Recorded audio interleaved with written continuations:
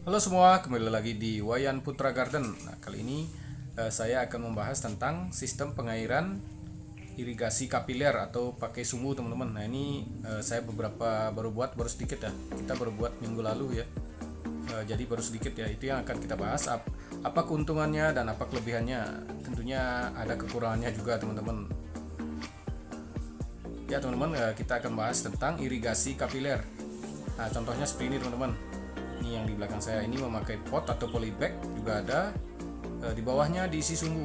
Nah, itu yang akan saya jelaskan bagaimana cara menggunakan sistem irigasi kapiler yang benar, cara pembuatannya, dan cara perawatannya, teman-teman. Itu akan kita bahas hari ini, teman-teman. Apa keuntungannya? Tentunya banyak sekali manfaatnya ya. Seperti saya kan sering ke Denpasar ya. Jadi kadang 3 hari sekali ke Denpasar atau seminggu sekali ke Denpasar. Dengan menggunakan sistem seperti ini, kita jadi tidak perlu khawatir karena air bisa bertahan seminggu atau lebih ya, tergantung ukuran pot atau tergantung lingkungan, teman-teman ya. Jadi suhunya makin panas ya, makin banyak memerlukan air, atau tergantung ukuran pot atau jenis tanamannya. Jadi itu beda-beda ya, teman-teman. Itu yang akan kita bahas ya. Ya, teman-teman, sebelum membahas tentang sistem irigasi kapiler atau sistem pengairan pakai sumbu, nah ini adalah tanaman saya atau tabu lamput saya yang ada di sebelah timur pekarangan ya, yang tadi itu sebelah barat ya. Nah, sistem seperti ini kalau memakai pot besar aman-aman saja, teman-teman, walaupun kita siram 2 hari atau 3 hari sekali. Nah, bagaimana kalau kita memakai pot yang kecil? Jadi kita harus menyiramnya sehari sekali ya kalau di musim panas. Kalau musim hujan itu aman, teman-teman. Irigasi kapiler tidak penting kalau musim hujan. Soal sudah ada yang mengairi ya, air dari hujan. Nah, sekarang sudah memasuki musim panas, teman-teman. Kalau pot-pot besar ini bisa kita siram 2 atau 3 hari sekali ya. Nah, seperti itu ya. Nah, ada kelemahannya memakai sistem pot seperti ini ya. Jadi akan ada banyak air yang terbuang.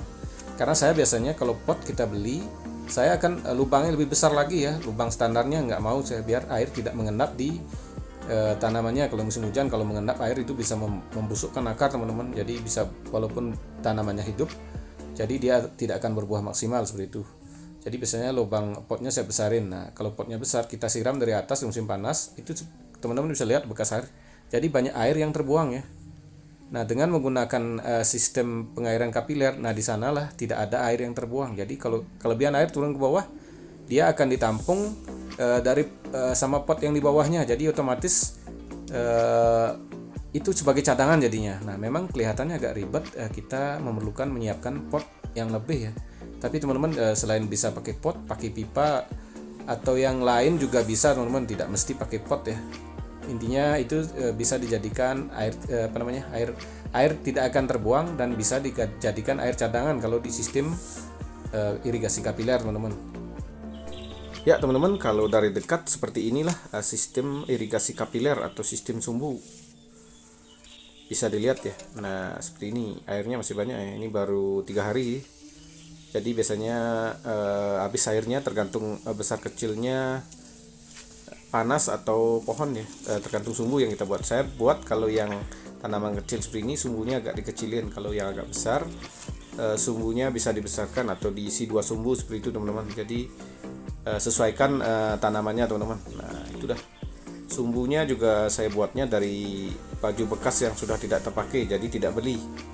Kita selalu memanfaatkan apa yang ada ya, barang bekas yang tidak terpakai menjadi berguna. Seperti ini potnya juga dari kaleng bekas, teman-teman, kaleng cat thinner yang kita beli dari pengepul barang rongsokan.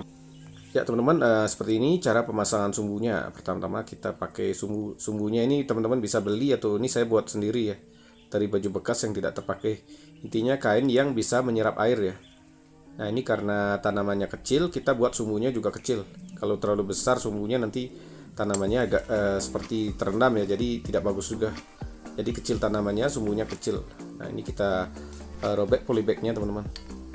Tinggal dipasang sumbu seperti ini. Nah, ini berlaku untuk musim panas ya. Kalau musim hujan kan tidak perlu. Sistem seperti ini tidak perlu dipakai di musim hujan, teman-teman. Ini sekarang sudah mulai musim panas ya, biar kita tidak sering-sering menyiram ya. Nah, kalau pakai hidroponik gimana? Ya bisa, hidroponik bisa, tapi itu kan biayanya mahal. Kalau ini tentunya sangat murah dan praktis. Ya, gampang sekali ya, teman-teman. Ya, teman-teman, untuk perawatannya saya pakai air yang dicampur dengan kohe ayam petelur ya. Jadi ini perbandingannya 1:15. Artinya 1 liter kohe ayam petelur dicampur dengan 15 liter air, karena ini tanaman sudah dewasa ya. Untuk bibit beda ya teman-teman. Untuk kohe lain juga beda aturannya. Kalau yang tidak punya kohe seperti ini bisa pakai NPK. NPK juga ada aturannya ya teman-teman. Jadi untuk bibit beda, untuk tanaman yang udah besar beda, dan untuk tanaman yang sudah berbuah beda. Nah, dengan sistem kapiler atau sumbu seperti ini, jika kita kocor ini ada air yang jatuh ke bawah, tentu dia akan langsung menjadi cadangan ya, otomatis jadi cadangan, jadi tidak ada air yang terbuang, atau kita bisa siram. Intinya teman-teman bisa cek nanti akarnya ya.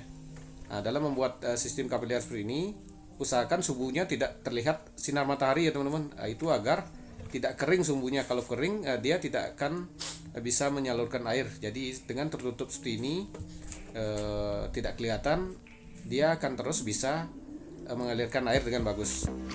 Ya teman-teman, jadi kesimpulan memakai sistem kapiler atau irigasi sumbu ini lumayan banyak teman-teman. Menghemat tenaga kerja ya, yang biasanya kita siram setiap hari, ini bisa seminggu sekali atau bahkan mungkin sebulan sekali, tergantung pot bawahnya ya, besar kecil pot bawahnya. Seperti itu. Jadi sangat menguntungkan.